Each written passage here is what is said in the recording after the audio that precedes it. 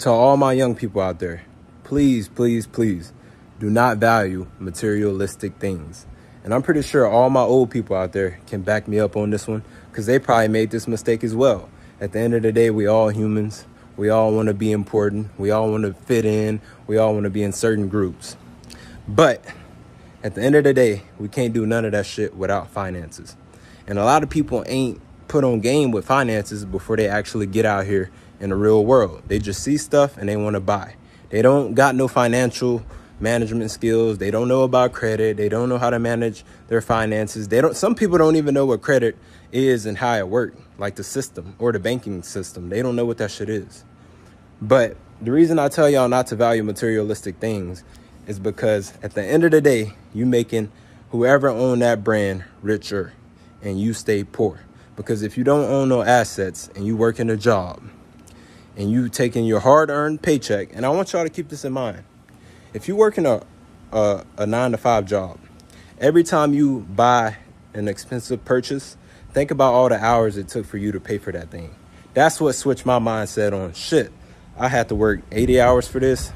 Nah, I'm good. That's why I'm trying to get y'all to understand the difference between liability and assets. It's the same with time management. Once you understand once you're old enough to understand how important time is, that's when you realize you don't have none at all. So let me explain. I started driving trucks at 19.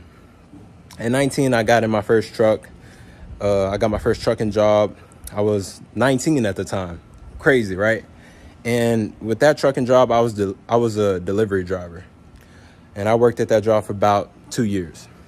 While I was there, I made about $2,800 every month. So I averaged about $500, sometimes $600 a week, depending, if it was a lucky day to make $600, because they underpaid us but overworked us, right? And I was stacking my money up. I was building my bank accounts.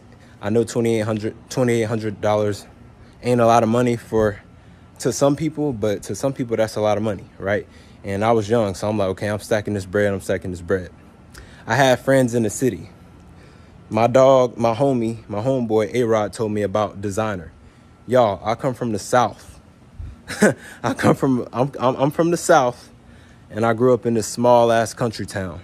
Very small population, not a whole lot of people, right? And I didn't know about the city life. I wasn't introduced into that life. But my homeboy, he was in the city, and he was trying to put me on game. And you know how all this stuff go, because I was planning on moving out to the city. So one day I was chilling with him, and he had told me about something called designer. I'm like, what? When he told me that, y'all, I'm like, what the fuck is designer?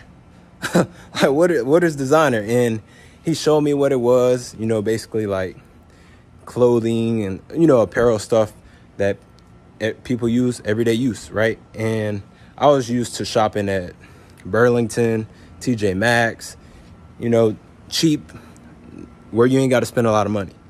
And when he told me about it and he showed me different things like the shoes, shirts, jackets, belts, whatever, I'm like, damn. I was like, so if I buy this, what does it give me? Because I didn't understand the meaning.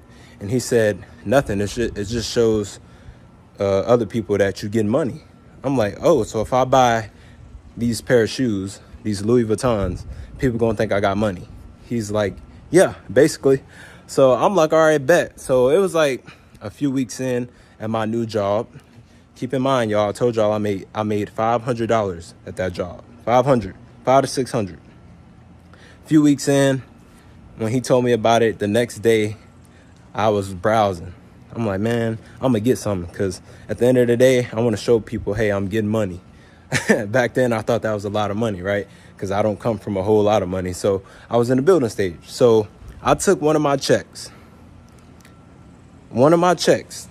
And I'm like, what do I want? Do I want belts? Do I want shoes? Do I want, some clothes, shirts, pants? And I'm like, what could I utilize the most and get my money's worth? So I ended up going with a Fendi belt. And the Fendi belt was $575. I vividly remember this.